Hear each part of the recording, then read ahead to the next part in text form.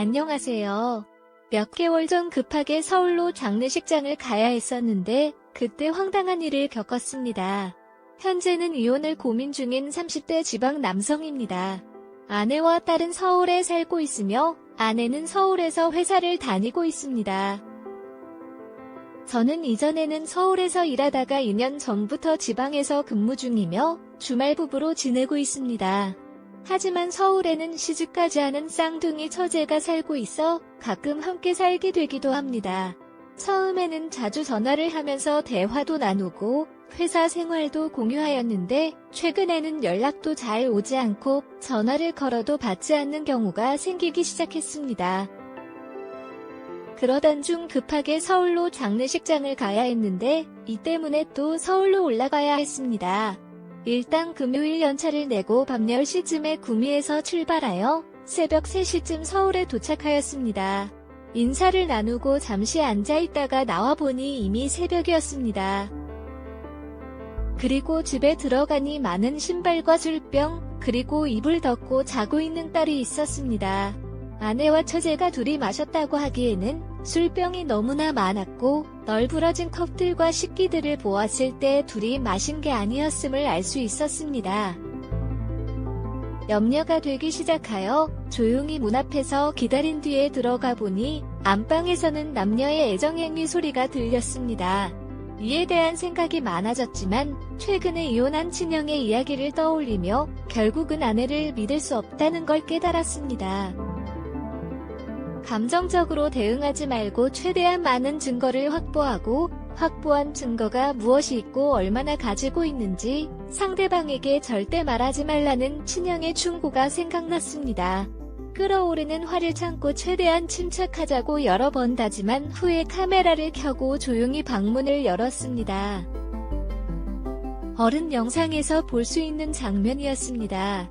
아내와 처제, 그리고 남자 셋이서 위아래 압도할 것 없이 난잡하게 뒤엉켜서 놀고 있는데 얼마나 취했는지 모르겠지만 제가 들어온 지도 모른 채 계속 제 앞에서 뒤엉켜 놀았습니다.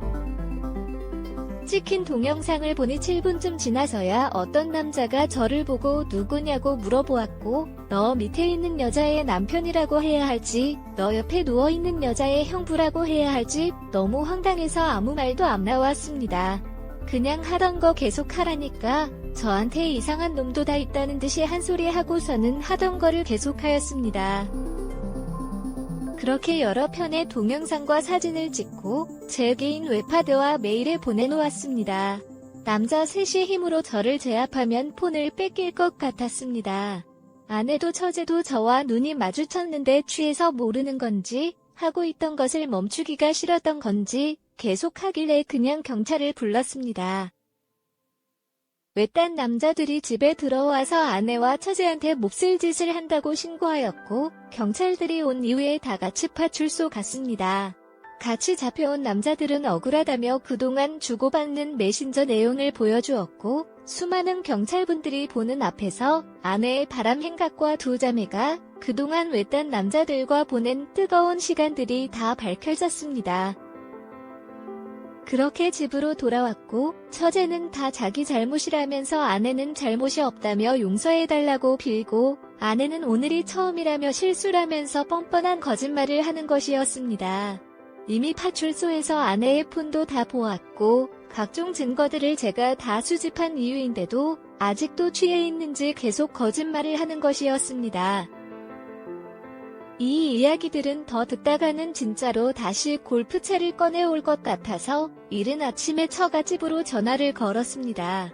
빨리 저희 집으로 오시라고 전화를 드렸더니 아침부터 왜 그러냐면서 나중에 다시 이야기하자며 전화를 끊으시길래 새벽에 찍은 여러 동영상 중 하나를 보내드렸습니다.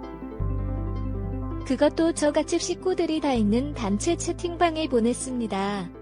동영상을 보내자마자 바로 전화가 오셨고 바로 갈 테니 단체 채팅방에 처남도 있고 며느리도 있는데 일단 동영상부터 내려달라고 하셨습니다.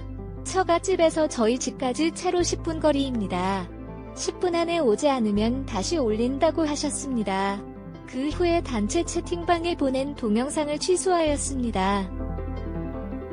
화장이 번지고 옷도 거의 벗겨져 있는 두 자매, 바닥과 침대에 굴러다니는 어른 장난감들과 얼마나 난잡한 놀이를 했는지 예측이 되는 안방의 모습, 거실에 먹고 노는 술판과 그 옆에서 울고 있는 3살짜리 손녀, 그리고 TV에 틀어놓은 몇 시간 전까지 아내와 처제가 3명이 외딴 남자들과 뒤엉켜 노는 동영상까지 보고 있었습니다.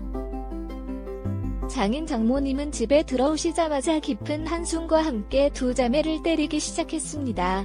이쯤 되면 아내의 귀책으로 충분한 이혼 사유가 되고 더 이상 설명도 말싸움도 필요 없지 않냐고 장인 장모님께 물었습니다. 뻔뻔하게 한 번만 용서해달라며 이해해달라는 말씀이 나오지 않을까봐 살짝 걱정은 됐지만 아무리 자기 딸들이지만 이런 경우라면 이혼 당하는 것이 맞다면서 원하는 대로 다 해주신다고 하였습니다. 그렇게 한바탕 소동이 난 후에 저는 서울 집에 안 올라가고 있으며 주말마다 아내가 구미로 내려오고 있습니다.